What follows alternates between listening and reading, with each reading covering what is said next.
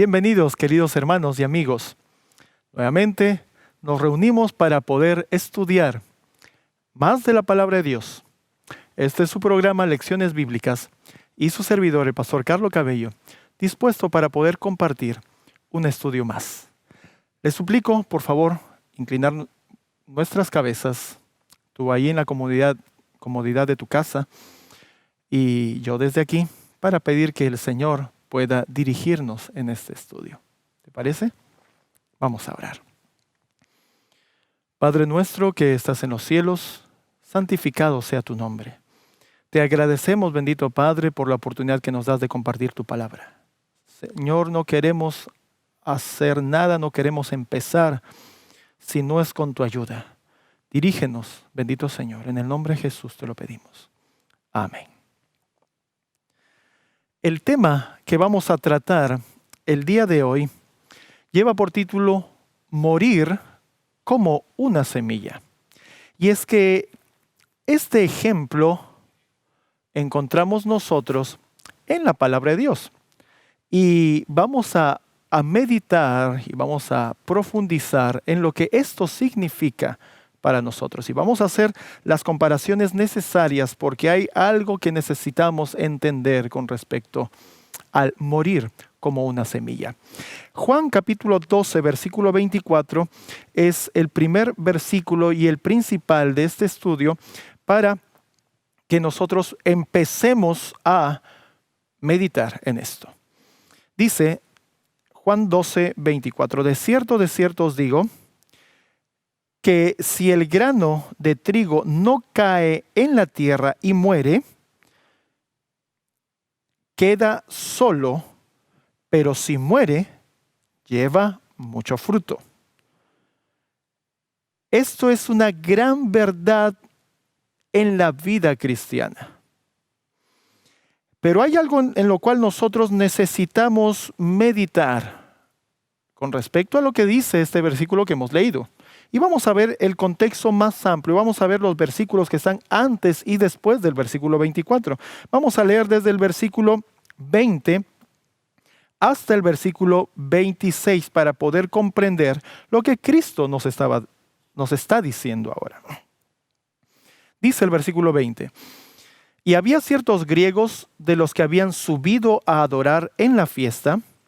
Estos pues se acercaron a Felipe, que era de Betsaida de Galilea, y le rogaron diciendo: Señor, querríamos ver a Jesús. Versículo 22. Felipe vino y lo dijo a Andrés. Y después Andrés y Felipe lo dijeron a Jesús. Entonces Jesús le respondió diciendo: ha llegado la hora en que el Hijo del Hombre ha de ser glorificado. ¿Qué momento será este? Momento, sin duda, de dar un testimonio al Señor para con gente que no era de su pueblo. Esa es la primera idea que salta de la lectura que estamos diciendo. Eran extranjeros, pero conocían de la palabra de Dios y habían venido al tiempo de la fiesta para poder también adorar en Jerusalén. Así que no eran cualquier griegos. Eran personas educadas en la Torá. Esto es algo interesante y resaltante.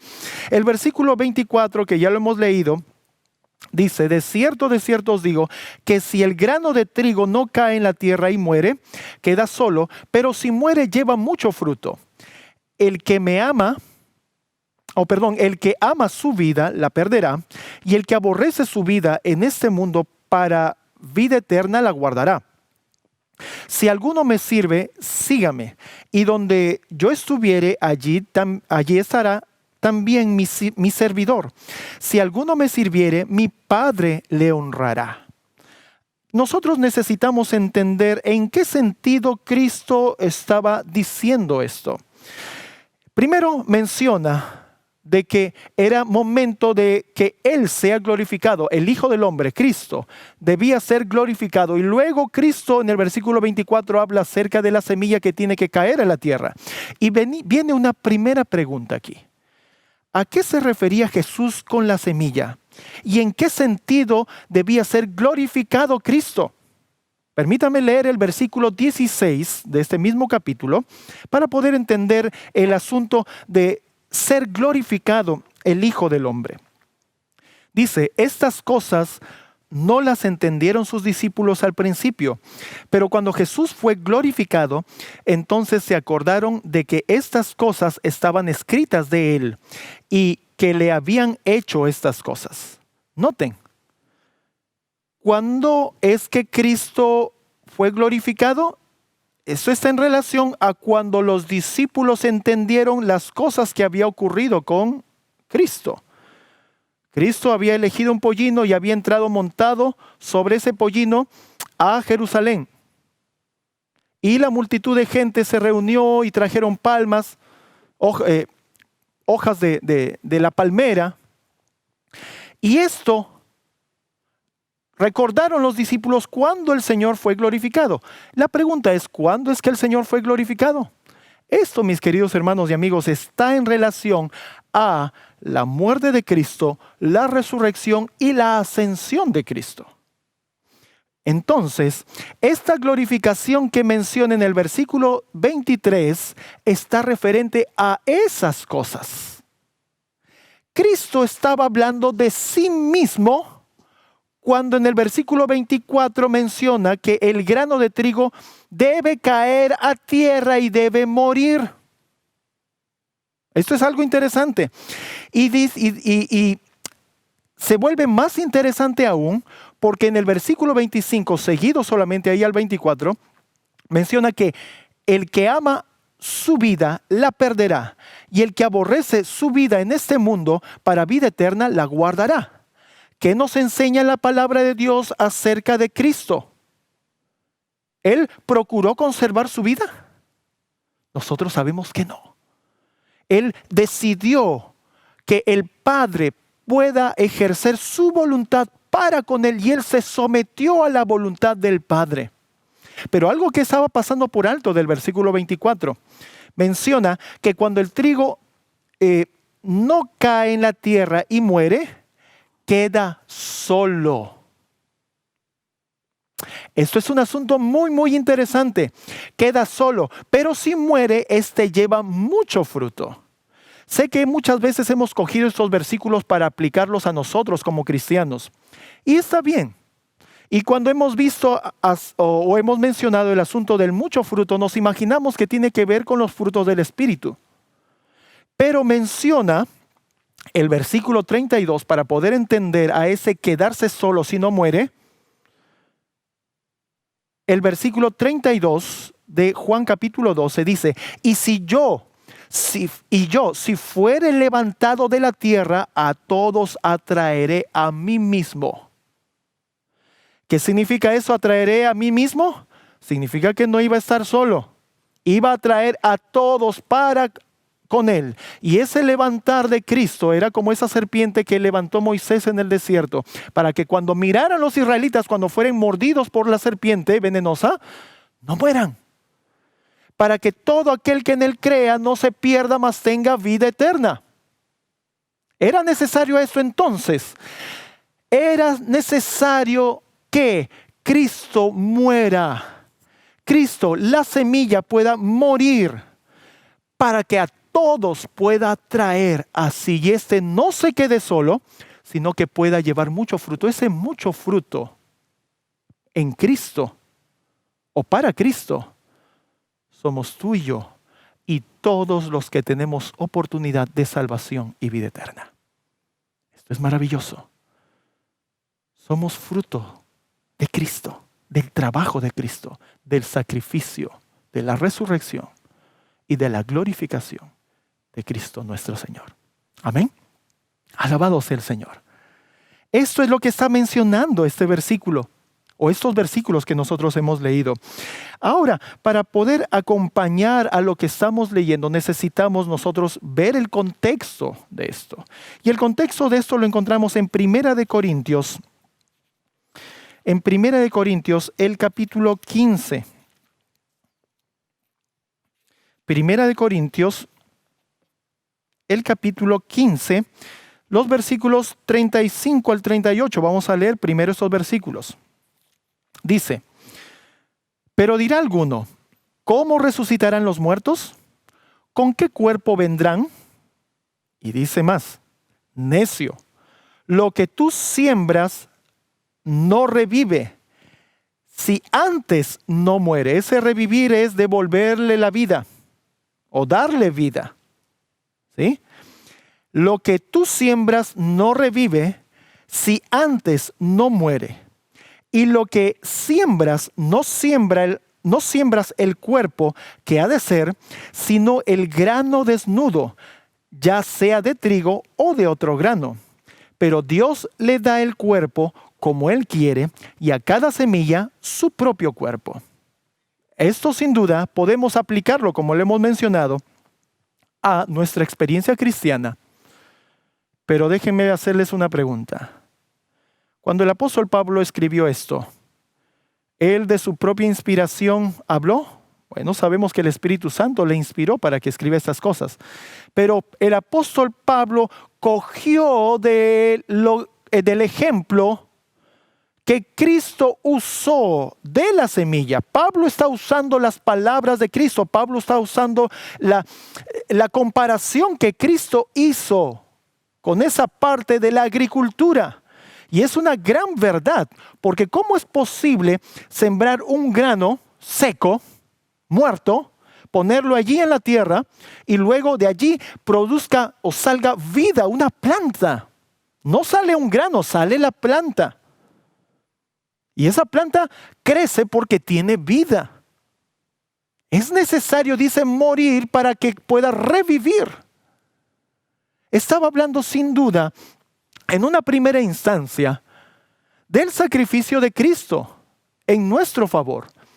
Pero también nos está dejando aquí la idea acerca de Cristo como ser humano. Y aquí está lo interesante, mis queridos amigos. Cristo como ser humano. Para que reviva, para que se le devuelva la vida, Él necesitaba, ¿qué cosa? Morir. Ahora los versículos 42 al 50.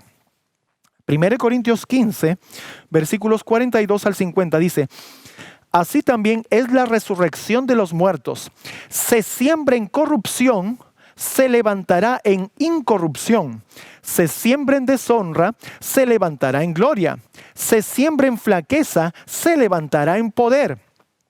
Se siembra cuerpo natural, resucitará cuerpo espiritual. Hay cuerpo natural y hay cuerpo espiritual. Y así está escrito: el primer hombre, Adán, fue hecho un alma viviente. El postrer Adán, un espíritu vivificante. ¿A quién se refiere con el postrer Adán? Está hablando de nuestro Señor Jesucristo. Mas lo espiritual no es lo primero, sino lo natural, luego lo espiritual. Cristo entregó su vida en sacrificio por nuestros pecados. Nuestros pecados. Pero Él pecó. Él no pecó. Dice la palabra de Dios que la paga del pecado es muerte.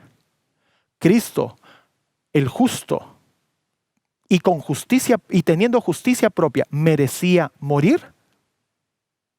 Si Él no pecó, no tenía por qué morir, porque la paga del pecado es muerte. Él dio su vida. En ese sentido debiéramos tomarlo. Él dio su vida, entregó su vida, porque en sí Él no merecía morir. Él tuvo una muerte injusta, no solo por las acusaciones y las mentiras que decían de Él, sino por todo lo que gobierna el universo, y me refiero a Dios el Padre y la ley misma de Dios. Recuerden que Cristo se sometió a la ley del Padre. Él vino a este mundo para cumplir la ley, no para abolirla ni abrogarla. Así que Cristo murió por la injusticia misma para demostrar que en este mundo de pecado se rige la injusticia. Él no merecía morir. Pero Él dio su vida como esta semilla porque Él vino con una naturaleza. Y esa naturaleza tenía que morir, porque eso es lo primero, para que pueda ser después, ¿qué cosa? Un espíritu vivificante, como lo explica el apóstol Pablo. El apóstol Pablo, más que darnos a nosotros la idea, estaba hablando de Cristo. Y también a nosotros los pasos a seguir para imitar a Cristo. Eso es preciosísimo.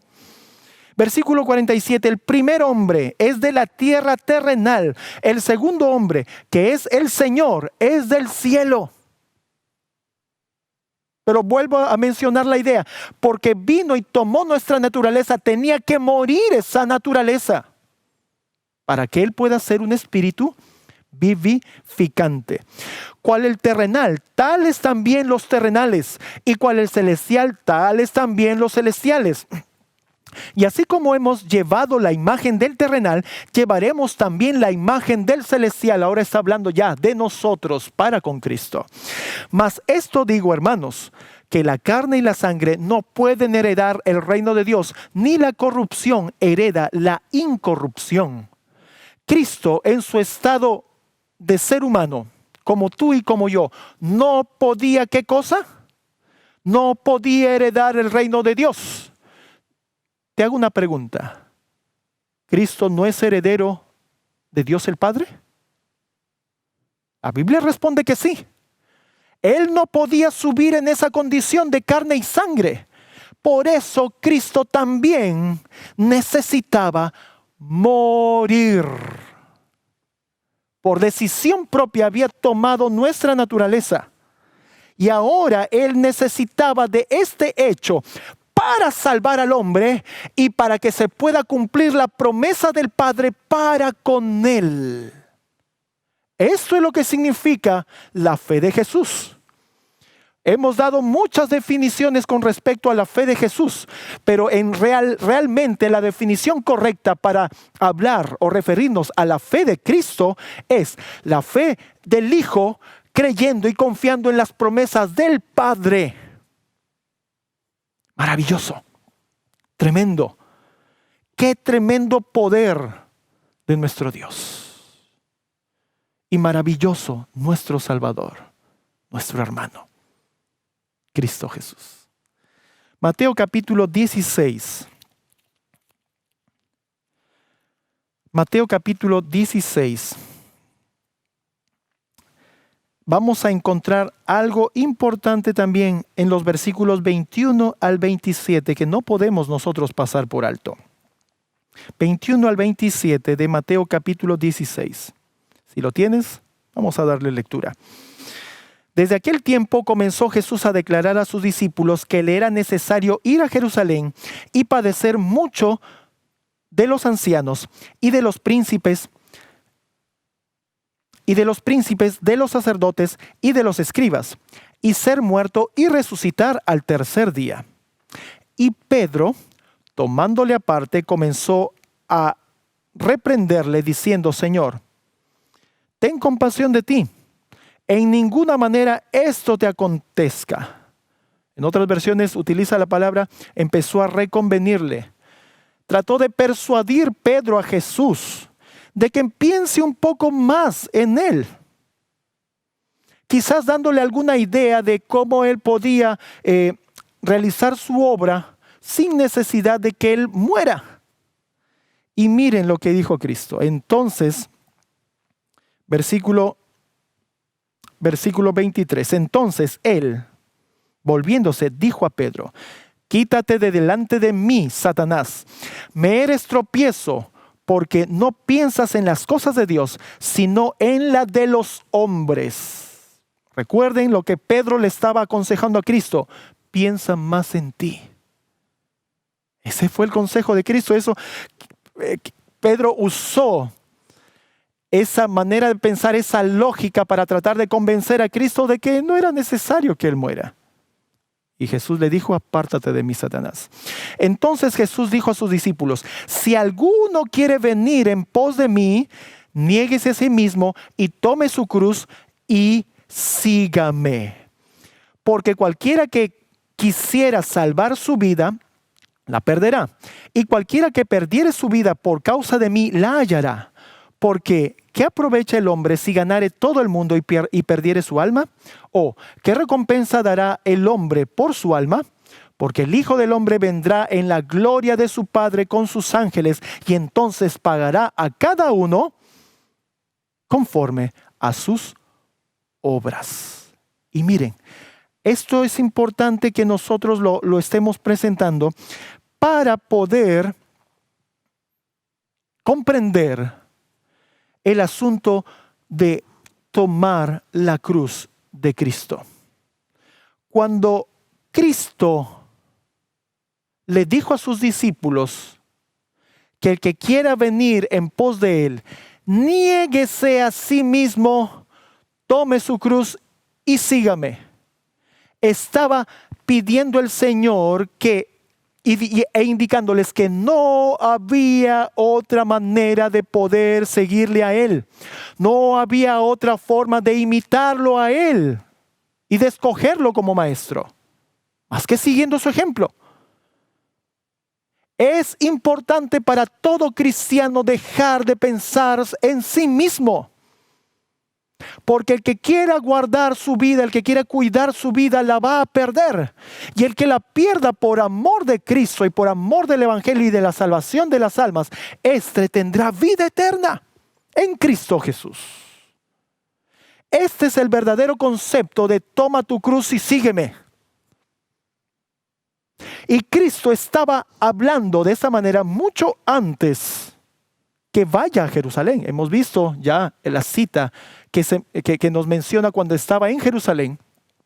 Pero ahora Cristo estaba en momentos antes o días antes de ir a Jerusalén. Y pueda sucederle lo que sabemos que le sucedió. Fue capturado, y fue crucificado y muerto. Así que mis queridos hermanos, este es el sentido correcto que nosotros necesitamos entender del asunto de negarse a sí mismo. Ahora, ¿por qué Cristo habló estas cosas con firmeza e inclusive reprendió a Pedro? Mis queridos amigos, porque Jesús conocía y sabía la voluntad del Padre. Había entendido en las Escrituras Cristo de que era necesario que Él padeciese. Y de la manera como Él debía de padecer. Y no podemos seguir a Jesús si es que no padecemos de la misma manera que Jesús. Como una semilla en la tierra, morir para poder ser vivificados por el Señor. Para que se nos dé ¿qué cosa? Vida. Se nos devuelva ¿qué cosa? Vida. Necesario morir a esta vieja naturaleza. Cristo lo estaba explicando, Cristo estaba enseñando y lo iba a demostrar con su vida. Precioso ejemplo para nosotros. Algo que tiene que ver con lo que nosotros estamos mencionando lo encontramos en Juan. Juan el capítulo 3. Juan capítulo 3, versículo 1 al 8.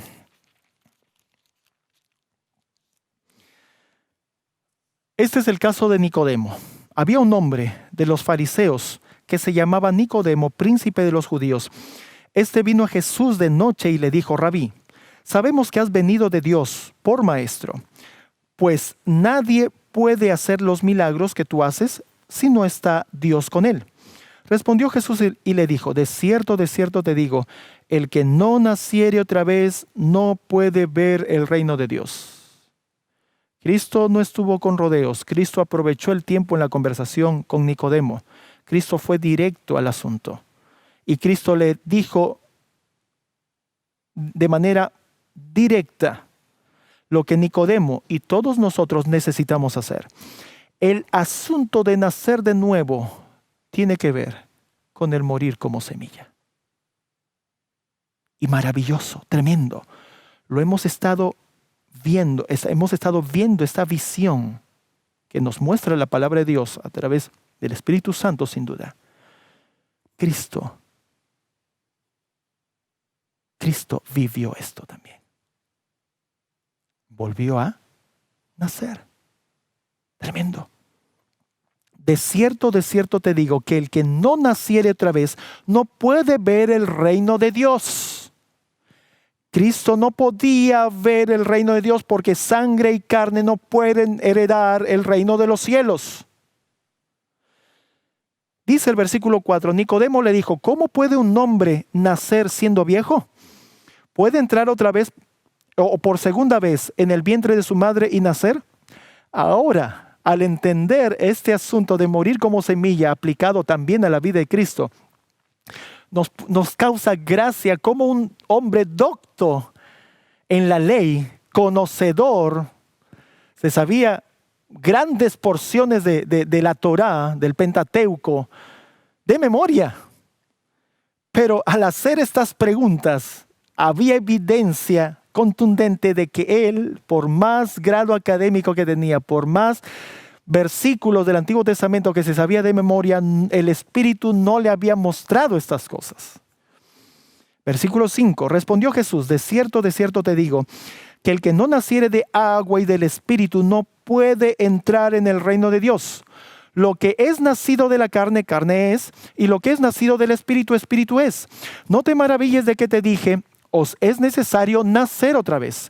El viento sopla de donde quiere y oyes su sonido, pero no sabes de dónde viene ni a dónde va.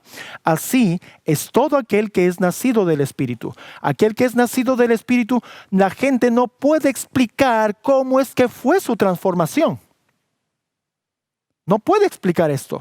Lo único es las evidencias en su vida, su testimonio, los frutos del Espíritu en su vida. Ya no es el mismo Carlos Cabello de antes, es otro. ¿Qué pasó? No lo entendemos, pero algo sucedió y eso es evidente. Pero la palabra de Dios nos muestra que esa persona que ha sido transformada, que ahora es diferente, ha nacido de nuevo. Alabado sea el Señor. Y esa es la oportunidad que tú y yo tenemos ahora. Nosotros tenemos ahora esa oportunidad. El morir como semilla y el bautismo es el símbolo de esto. Del morir a la vieja naturaleza para que recibiendo el Espíritu Santo podamos nosotros revivir. O de la misma manera decir, ser vivificados. ¿Deseas que esto sea una realidad en tu vida? El apóstol Santiago escribió lo siguiente en Santiago capítulo 2, versículo 14 al 20. Y con este versículo vamos a terminar. Hermanos míos, ¿de qué aprovecha si alguno dice que tiene fe y no tiene obras? ¿Podrá la fe salvarle? Y si un hermano o una hermana está desnudo y tiene necesidad del mantenimiento de cada día, y alguno de vosotros le dice, id en paz, calentaos y saciaos, pero no le dais las cosas que son necesarias para el cuerpo, ¿de qué aprovecha? Así también la fe, si no tiene obras, es muerta en sí misma. Pero alguno dirá, ¿tú tienes fe? Yo tengo obras. Muéstrame tu fe sin obras y yo te mostraré mi fe por mis obras. Tú crees que Dios es uno, bien haces. También los demonios creen y tiemblan.